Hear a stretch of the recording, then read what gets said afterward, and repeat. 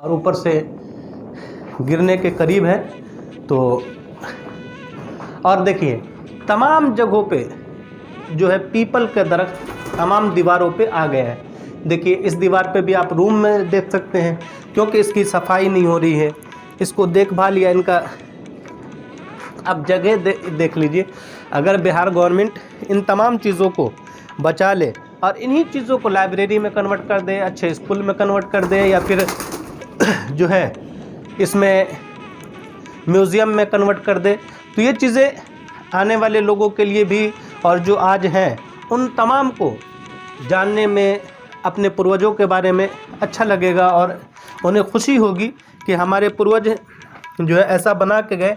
और नीतीश कुमार जी आप ये भी समझें और जान लें कि अगर आप ये काम करते हैं, इन इमारतों को बचाने की और इसको अच्छे से रखने की कोशिश करेंगे, तो ये मिथिला की आवाम आपको हमेशा अपने दुआओं में शामिल रखेगी और आपको हमेशा अच्छी।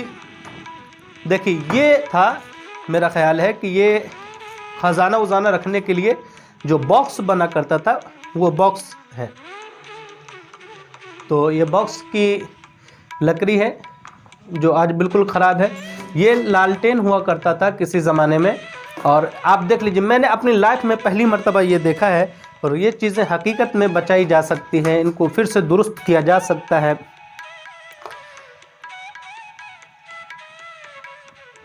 और अंदर जाना थोड़ा सा मुश्किल है, लेकिन हम हर तरफ जाके आपको दिखाएंगे।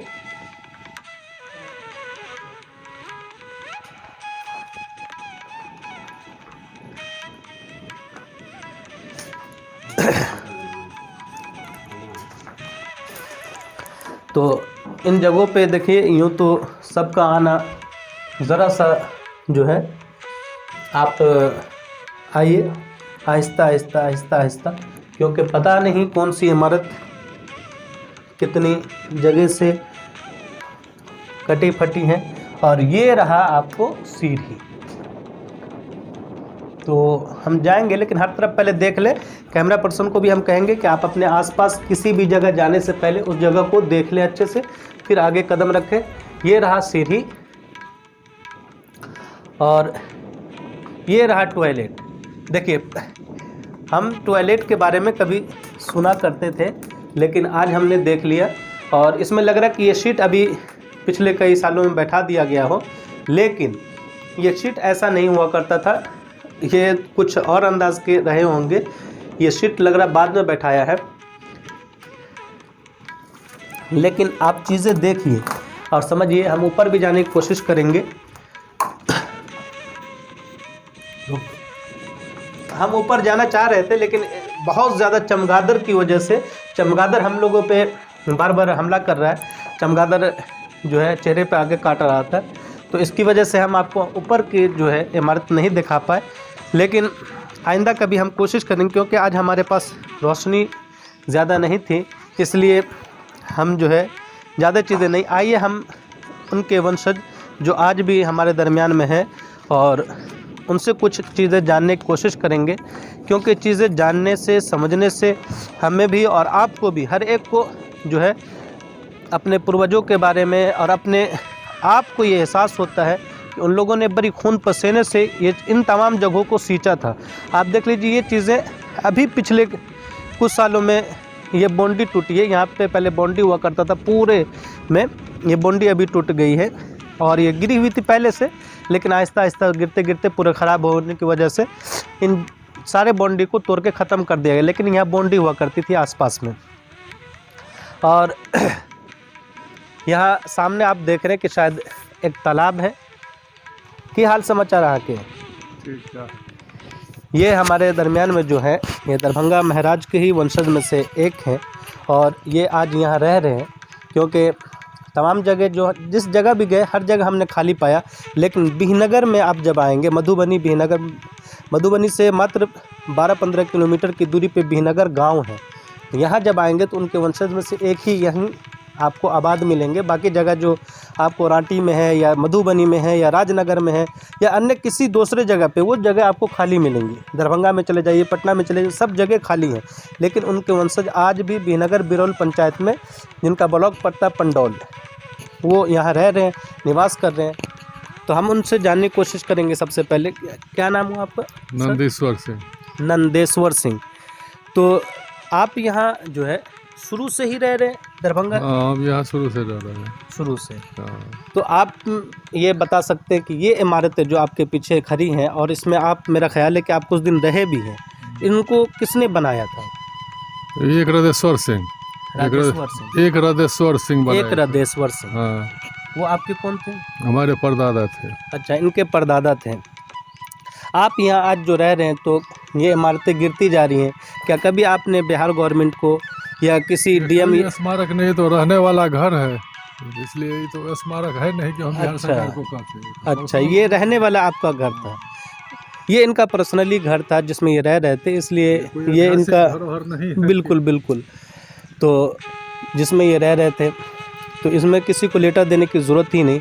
लेकिन ये जो गिरती जा रही है, आपके पूर्वजों ही ने बनाया है। दरभंगा महाराज के ही जितने भी उनकी चीज़ें थी, उनमें से एक ये भी एक हिस्सा था।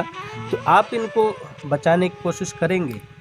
तो बचाने की कोशिश कैसे करेंगे? हम लोगों को उतना पूंजी नहीं है, तो हम लोग कैसे बचेंगे? अच्छा, जैसे आज भी हमने अभी कुछ दिन पहले मुगल वंश के जो कुछ लोग बाकी थे, तो सरकार उनको पेंशन देती है। इस तरह का पेंशन क्या हमारे दरभंगा महाराज के वंशजों को भी दी जाती है? नहीं, पता नहीं है। आपको नहीं? नहीं। उनको ये, क्योंकि ये हमने अभी कुछ दिन पहले ये जाना था कि जो मुगल वंश के लोग हैं, कलकत्ता में रह रहे थे, जो रिक्शा चालक थे या किसी भी थे, लेकिन उनको इंडियन गवर्नमेंट की तरफ से 500 रुपये का भत्ता मिल रहा था, और ये शुरू से मिल रहा था उनको, आज भी मिल रहा है। तो उन लोगों ने, अभी एक महिला थी जो केस फाइल की थी कि ये चीज़ें बहुत कम हैं, हमको लाल किले दिए जाएँ, तो उसी में ये खबर भी फैली थी। अच्छा, ये जो आप यहाँ रह रहे हैं, तो आपके सारे जितने भी, जैसे एक रानी है, वो कभी यहाँ आती हैं जो बनारस में रहे? यहाँ नहीं रानी है। उनका क्या नाम है? नहीं, यहाँ पर कोई नहीं रानी है। अच्छा, यहाँ कोई रानी नहीं? कोई रानी नहीं। तो यहाँ सिंपल में जैसे साधारण सब हैं, वैसे आप हैं? हाँ, सब लोग हैं। हाँ, सब परिवार। सजावट के साथ, किस बनावट के साथ, कभी अगर बाहरी आक्रमण हुआ तो अपने आप को वो किस तरह महफूज रखते थे? क्योंकि पहले हुआ करता था, जो जंगें आपस में हमेशा हुआ करती थी, तो जंगों में क्या करते थे कि अपने आप को किले के अंदर बंद कर लिया करते थे, हिसार कर लिया करते थे। तो अंदर में ही सारी चीज़ें की, जितनी भी चीज़ें हैं, उनका व्यवस्था हो, अच्छे से हो, और वो चीज़ें किसी चीज़ की कमी ना हो।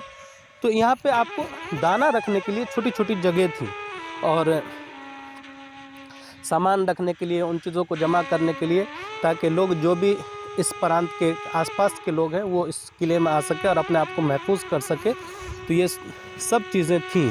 तो ये हमारा ख्याल है कि अंदर के पानी के लिए ये तालाब हुआ करती थी। लेकिन ये स्नाना घाट, जिसको स्नाना घाट कहते हैं, स्नान के लिए बनाया जाता है, तो वो चीज़ें भी आज ख़त्म होकर रह गई हैं।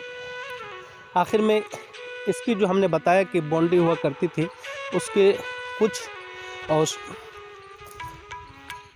कुछ अभी भी है, जिसको आप देख सकते हैं, समझ सकते हैं कि पूरे तरफ से ये एक किला नुमा था ये जगह। और किले में ये सारी चीज़ें हुआ करती थी।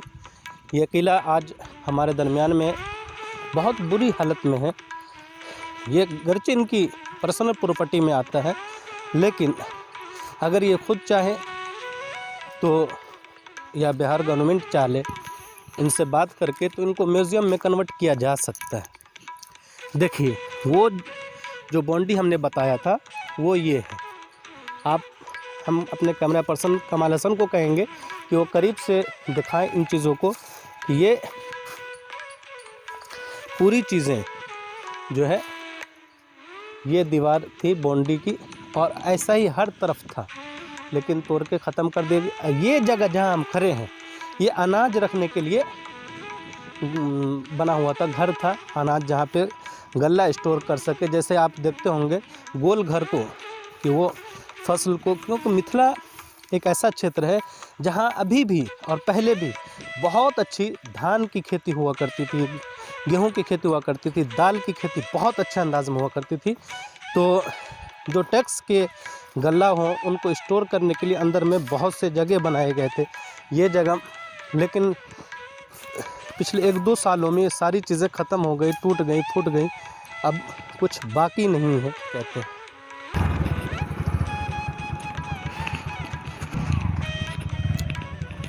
बंद कर।